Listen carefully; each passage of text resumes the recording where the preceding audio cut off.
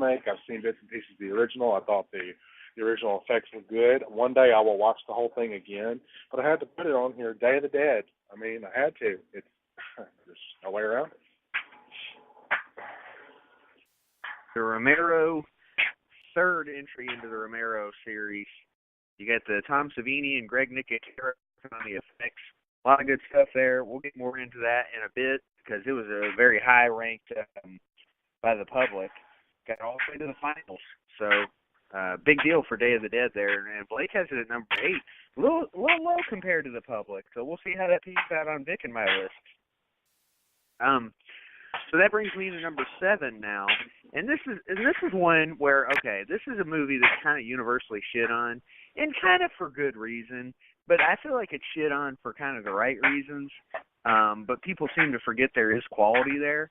And my number 7 is A Nightmare on Elm Street Part 2. Blake, I tell you all the time, I think out of all of them, Freddy's maybe the second scariest in that one. I like the way he looks. I don't have a problem with him coming into the real world, Yeager's especially the makeup way job. they did it. Yeah. I like the way he comes into the real world. People hate that. Like, I have this memory of it from being a kid where he's just terrorizing this fucking pool party, and it was fucking awesome. He just massacring people. People forget though, Travis. Feel like all. Yeah. If we could have got more of that, that pool party was a hellraiser, man. Especially when they restored it on the DVDs. To see that one kid get it right in the chest by Freddy, and then have all those other kids trample the other kid to death, where he's like blood's pouring out of his mouth. It's just a general carnage. People forget though, it wasn't a franchise at this point. They didn't break a rule because there was only one film before that had rules. Exactly. People were so. They shit on this movie so much, and I mean, Jack Shoulder's a friend of mine, Mark Patton's a friend of mine, Robert Englund's a friend. I can't do that to this movie because this movie means everything to me. I mean, Kim Myers, Lisa Weber, she was one of my first crushes, and I ended up marrying another very, very beautiful woman named Lisa. So I think maybe that in part has to do with that because I kind of discovered, a little bit of puberty, with this movie and checking out, some of the action there and everything. And then, of course, there, as a kid, you don't think about the gay subtext, but as an adult, it's all over that movie, Yeah, but you know what? Yeah, I take away the positives from it. I do. I take away the positives from it, and I try not to dwell too much on the negatives. Now, I know number 7 probably feels kind of low for Nightmare on Elm Street Part 2, but if you look at the ones above it for my list, these are movies I greatly love. So we're getting into, like, the hardcore, I love these fucking movies, top 6. So Nightmare on Elm Street Part 2, again, I will defend this movie, and I will give it credit for what it does. Yes, it's the gay Nightmare on Elm Street. That's fine, whatever. But it's still a fucking quality entry into that series. And I feel like there were some aspects of this movie that were fantastic. There were some fucked up, stupid things, like the parrot. But I thought it was good. I like it. I like Nightmare on Elm Street. You know what? So I like that it made your list. Yeah, it's not bad at all, especially on a list. You and Vic have very, very, distinguished lists most of the time. So to have a Nightmare on Elm Street on there at all is really, really awesome. Next time I see you guys in person, we'll have to buy you a drink and we'll sit down and toast to this because I think it was great that you guys at least put it on the list. That means a lot to me, What kind of drink would we have to A Nightmare on Elm Street Part 2? A Cosmopolitan? I'm willing to try whatever. I recently had something that I hadn't had before. I had what was it? I want to say it was like a mix between like a Jaeger and something else that was reasonably decent. But we could drink something hardcore. Nice. Maybe a shot of Everclear or something. I got to figure out what I can drink specifically, but yes, I'm down for whatever. I forget. We have to be careful about that with you and what you can and can't drink. It's true. I don't feel like dying for an entire day or two. Okay, so Vic's up at number 7 now, and let's see what Vic has at number 7. What's up, homie?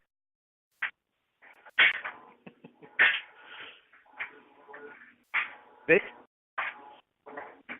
God damn it. Vic, come back to us. Okay. Well, I'll let you do your number 7, Blake, and we'll come back to Vic. Well, he's also on his way to work. Something could have happened. Is he still showing that he's on the call, or did he disconnect completely? No, he's still on the call.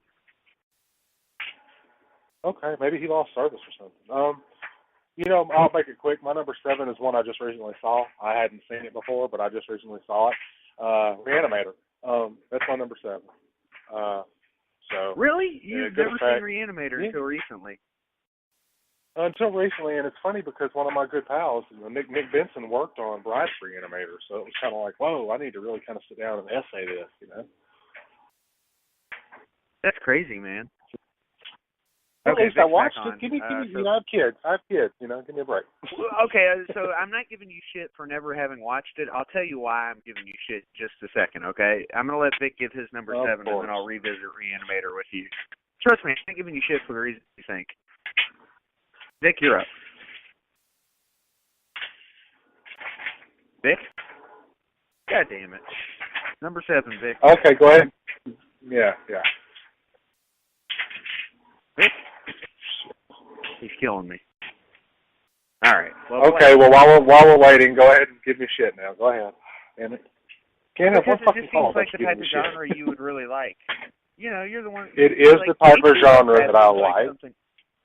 Yeah, H.P. Lovecraft, that type of thing. It seems like something you would really like. It is. I'm surprised that it's, It was never shown on TV, and it was never on Cinemax or any of the paid channels that I had seen growing up. I never saw it once on TV.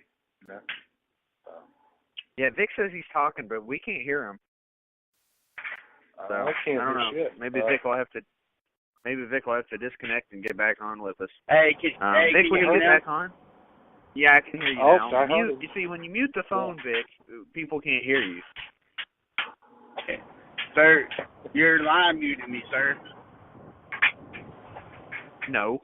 Your system sucks. Well, you told me I was unmuted, so but it didn't unmute me.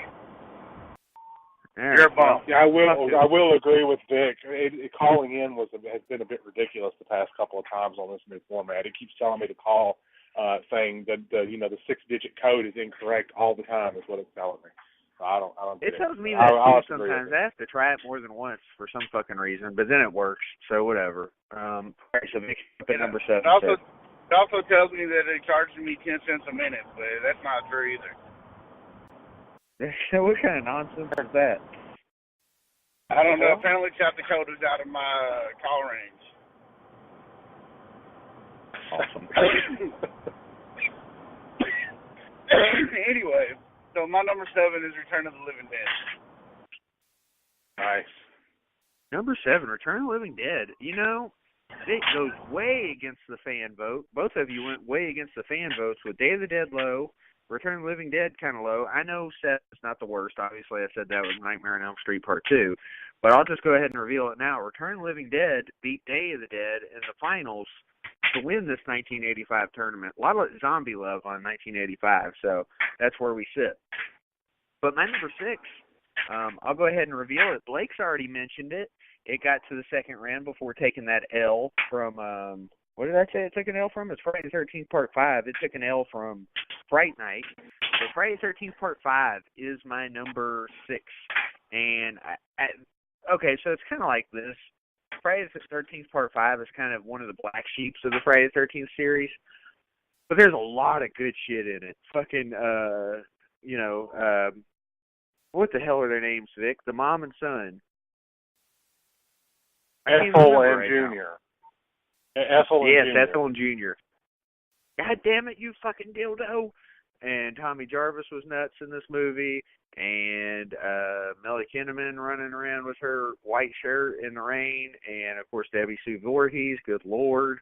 And the fact that Jason's not in it, it sucks. But it's still a pretty fucking fun movie. Now, the motive and everything's fucking stupid. So, maybe not the best Friday the 13th movie, but I kind of put it medium tier as far as the Friday the 13th movies go. I put it right there with Part 3, which a lot of people love, but I think it's okay. So that's just me. So Friday the 13th Part 5 is the only more time. Love for me. Yeah, obviously. I mean, and I like the film, but, this is the one time where I could be like, because we have Vic on the line, and that was Vic in the movie. Well, Vic, forget it. Just forget it. But I think you're really out of line. Yeah, exactly. I posted a meme on our Facebook page where we were talking about Victor Miller and his lawsuit about Friday the 13th. Well, if that's the way you feel, just forget it. Just forget it. All right. Vic, you're up at number 6, sir. Let me make sure you're not muted. You know, Vic, I looked over at the computer a few minutes ago, and you were, like, grayed out, so I guess it did mute you. Yeah, that's pretty homosexual. I just didn't realize it. I don't know why I did it. I don't know. But oh well. So I'm going with a theme here of genres that I'm not really a big fan of. At number 6, I'm going with Fright Night. I figured you were coming up on Fright Night soon. I couldn't imagine it being much higher than number 6, you know? Yes, sir. Well, there you have it. So, we get Chris Sarandon. We get Chris Sarandon in Fright Night, you know, Jack Skellington.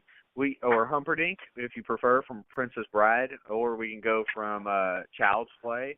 But, yeah, I mean, and then you get the great vampire hunter, played by Rod, what the fuck's his name? Roddy McDowall. Yep.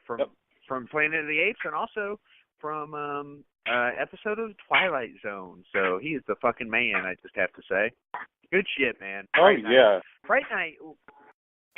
Fright Night's a heavy contender in our tournament. It did well, like I said. It knocked off Friday the 13th Part 5 in the Well, I'll just go ahead and tell you it's passed. It beat Killer, a Wes Craven TV movie, and then it knocks off Friday the 13th Part 5, and then it runs into Re-Animator, I believe. Yeah, maybe. Fuck, I can't even remember now. No, it runs into Return of the Living Dead, and that's the end of Fright Night. So, Fright Night got a lot of love, but I tell you what, you put it up against Lost Boys, and everybody fucking creams over the Lost Boys. Good goddamn. So, I like Fright Night better than Lost Boys, but that's just me personally. So, Blakey, you are up next, sir.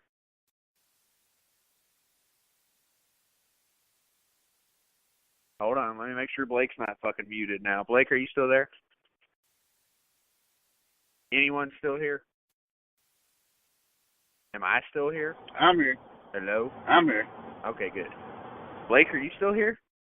He's not muted. I can tell you that. Blake. Oh, he's dead. He's not muted. He's definitely there. He's too off dead and muted. Hello? Blake. There you are. Sorry, I had a weird call come in, and I wasn't sure who it was, and it was a little bit strange, but it's all good. Okay, so where are we at, guys? Number six. Vic just threw out Fright Night. I gave it all sorts of props and, you know, all that type of shit. And so now you're up. Okay, well, I got to give him props. For putting Fright Night on the list. You know, in addition to all that, you know, got Tom Holland directing. And, you know, he also did Child's Play, if I remember correctly. And then you've got Steve Johnson, you know, doing all the effects and stuff. And there's some great stories about that. And just the music's great. And then Evil Ed. How can you forget Evil Ed? You know, Stephen Jeffries. Hey, You're funny so thing. Cool, Bruce. I met Tom Holland. At a horror hound. And, you know, everybody's giving him Child's Play stuff to sign or Fright Night stuff to sign. So I walk up to him with a Hatchet 2 poster and had him sign that. Really? He was amused, I think. Yeah, because he was in Hatchet 2. He actually, you know, played Uncle Bob. Ah, okay. So, yeah. But anyway, continue. I'm sorry. That's all right, not a problem. I apologize for leaving the call, guys. I just thought maybe it was something, you know, something important, and turned out to not be important, but it's okay. So my number 6, you know, Vic already showed it some love, and I'm forever grateful for that. The Howling 2. You know, it's my number 6. I think it's a great movie. It's got good sequel value. It doesn't feel like they strayed too far from the concept, or, you know, that they went out of left field too far. Great transformations. I'm just a fan of good werewolf transformations, you know, on screen, and it was amusing. You know, it's always a thrill to watch that. You know, and to watch The Howling, and it's one of those franchises that's endured. I mean, you know, it's still around. So. The Howling 2, number 6. Full disclosure, it's been a long time since I've seen The Howling 2, but let me just throw this out there. 3.4 on IMDb. You want to talk about an audience just shitting on The Howling 2. Good Lord. They gave well, us you know, to be fair, they audiences spit shit in the all over face. Nightmare 2 as well. You know,